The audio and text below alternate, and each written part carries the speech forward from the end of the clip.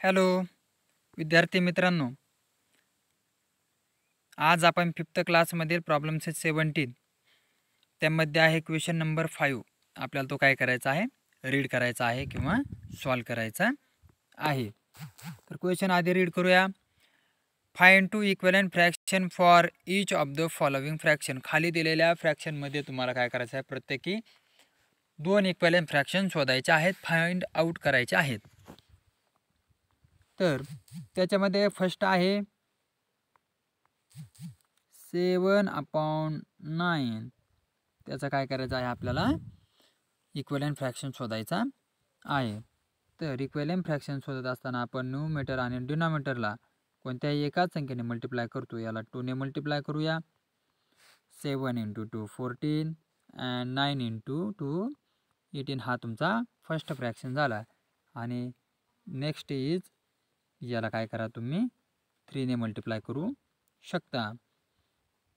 9 × 3 7 × 3 21 upon 9 × 3 18. हे तुमचं पहिल्या क्वेश्चनचं काय असेल, आन्सर असेल. हा पहिला लाईक फ्रॅक्शन आणि हा दुसरा लाईक फ्रॅक्शन. सेकंड आहे 4/5. याला कितने मल्टिप्लाय करायचं पहा. कोणत्याही संख्येने आपण काय करू शकतो, मल्टिप्लाय करू शकतो. पण डिनॉमिनेटर आणि न्यूमरेटरला काय करायचं, एकाच संख्येने मल्टिप्लाय करायचं. याला आपण 4 ने मल्टिप्लाय करूया. 4 × 4 16 अँड 5 × 4 20. हे काय असेल, तुमचे इक्विव्हॅलेंट फ्रॅक्शन असेल. आणि सेकंड हा तुमचा इक्विव्हॅलेंट फ्रॅक्शन काय असेल, तो आपण काय करूया, आता शोधूया.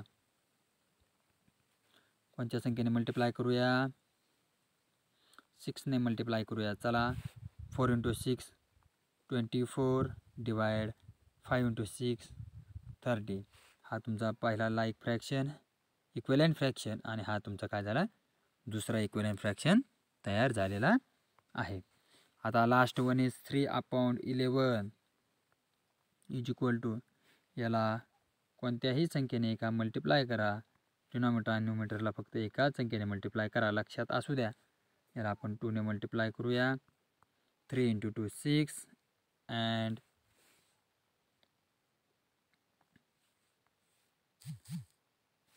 पहा 3 × 11. याला काय करायचं आहे, आपल्याला आता डिवाइड 3 × 2 6 आणि 11 × 22. हा तुमचा काय झाला आहे, पहिला इक्वल फ्रॅक्शन झाला. आणि सेकंड आहे 3/11 इज इक्वल टू 3 × आणि डिवाइडला 11 × याला 4 ने मल्टिप्लाय करा.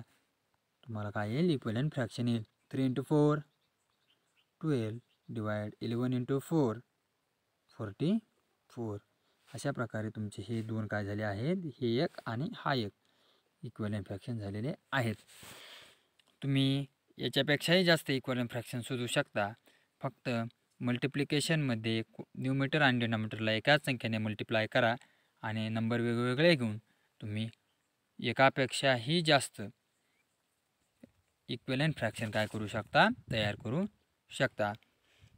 जर विद्यार्थी मित्रांनो हा व्हिडिओ तुम्हाला आवडला असेल तर लाईक करा, सबस्क्राईब करा आणि तुमच्या मित्रांनाही अवश्य पाठवा.